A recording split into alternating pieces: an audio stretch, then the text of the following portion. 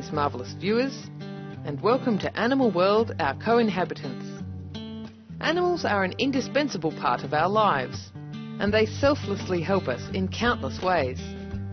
In the wilderness, animals help to pollinate plants, produce soil, and keep ecosystems in balance.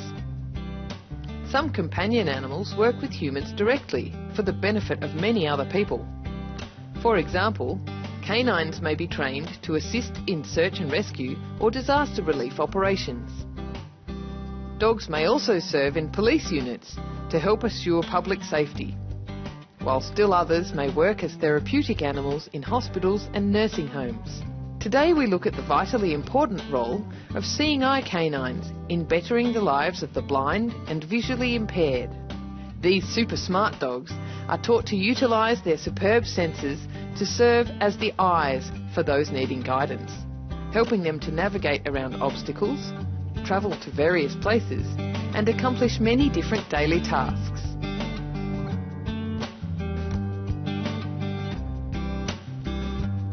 With a mission to train people with impaired vision to use canes, canines, and electronic aids to improve their mobility, independence, and safety, members of the Australia-based non-profit group Guide Dogs New South Wales and Australian Capital Territory will now share with us some uplifting stories about seeing eye canine companions and how these dogs have transformed the lives of the visually impaired in so many ways. Geraldine and I have been together for 7 years. Geraldine is actually my third guide dog, so I've actually had guide dogs for about 17 years, 18 years. The best word that sums up how I felt when I did my very first walk with a dog was the feeling of freedom. I could walk down a footpath without having to worry about obstacles. My guide dog took me around the obstacles and she moved in and out of the people, and it was just, I felt free. It was quite amazing. Because of Geraldine, I've been able to do all kinds of things that I probably wouldn't have done if I had a cane. I actually moved to Sydney a few years ago, and I never thought that I would be able to get my way around Sydney, but with my job with guide dogs, I go all over the place. Geraldine just, it makes life so much easier, and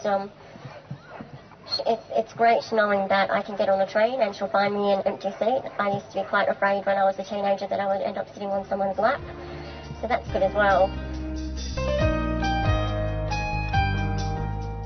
Sarah is a public relations speaker for Guide Dogs New South Wales and Australian Capital Territories. Her seeing eye canine companion Ali helps her in innumerable ways every day. I've been vision impaired since I was a baby. If it's really good sunlight, like it is now, I can see a little bit. As soon as it's nighttime or darker, I can't see. I'm basically night blind. Ali, who I've got here, is my first guide dog. When you are moving around with a cane, you have to locate obstacles. You have to find them with the cane before you can go around them. With the guide dog, it's very smooth. The dog will just walk you straight around everything in your way and find that path for you. So it makes a huge difference. For me in particular, I love it. Seeing eye canines not only bring the visually impaired independence and the freedom to move about, but also friendship and a sense of security. People do often get a guide dog not only for its mobility benefits but also for that companionship. I have a number of people that I've spoken to over the years that say they just feel so much more confident walking down the street knowing that they've got a companion. They are more comfortable knowing that there's somebody else with them. The bond is really important with guide dogs. So Ali and I are very, very close. Very close relationship, both when she's working but also when her harness comes off. We're really great mates, a very special bond.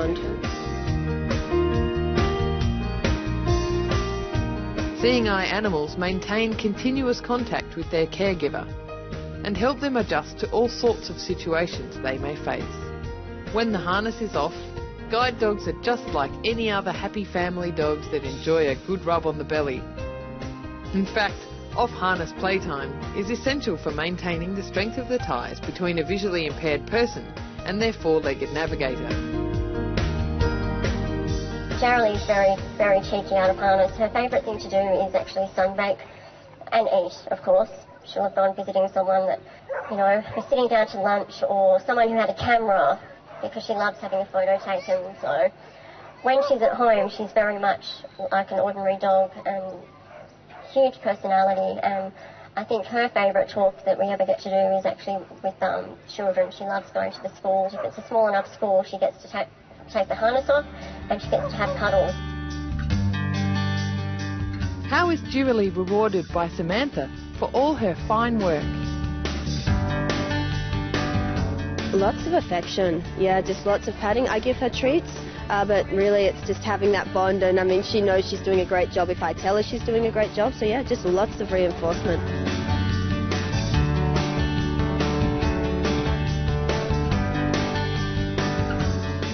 The dog breeds that commonly become guide dogs include Labradors, Golden Retrievers and Labrador Golden Retriever crosses.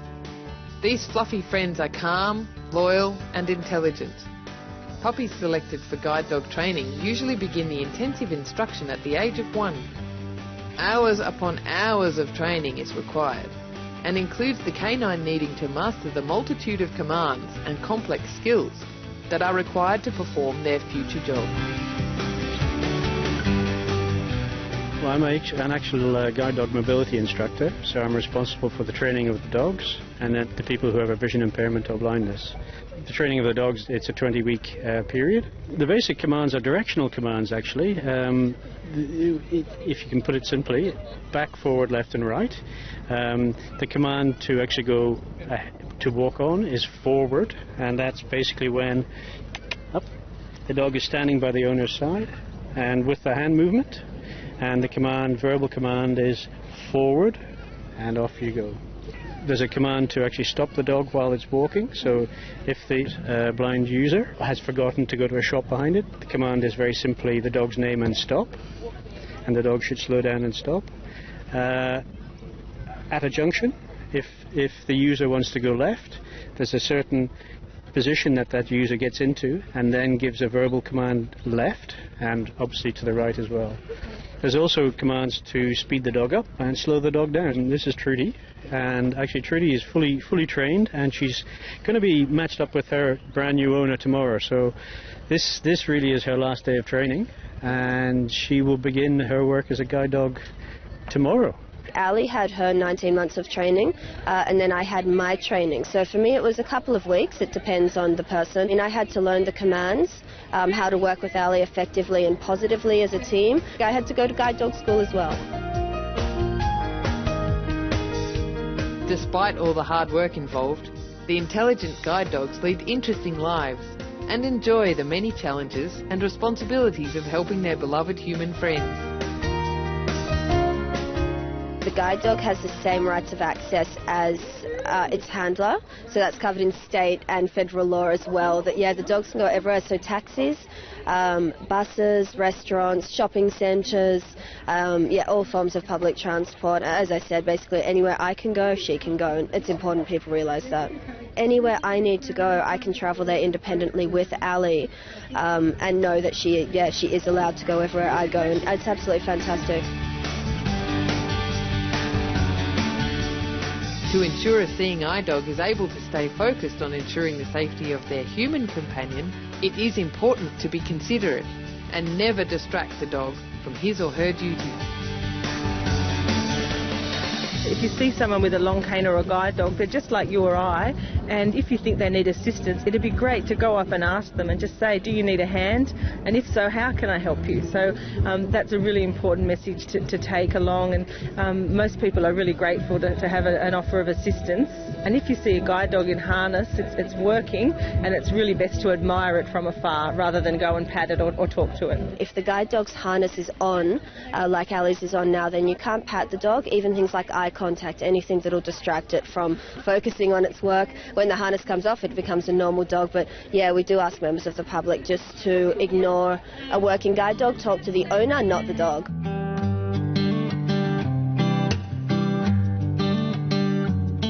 Animals truly make us happy and enhance our lives in so many ways. Without them, our world certainly would not be as beautiful or colourful a place. Thank you, Guide Dogs New South Wales and Australian Capital Territory, for introducing us to some fine service canines and helping us better understand how these selfless dogs assist the blind and visually impaired.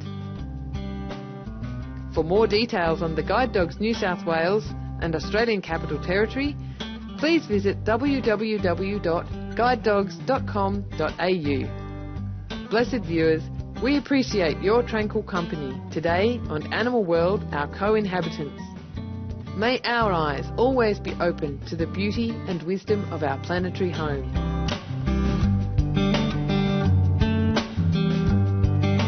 For more details, please visit www.suprememastertv.com/AW.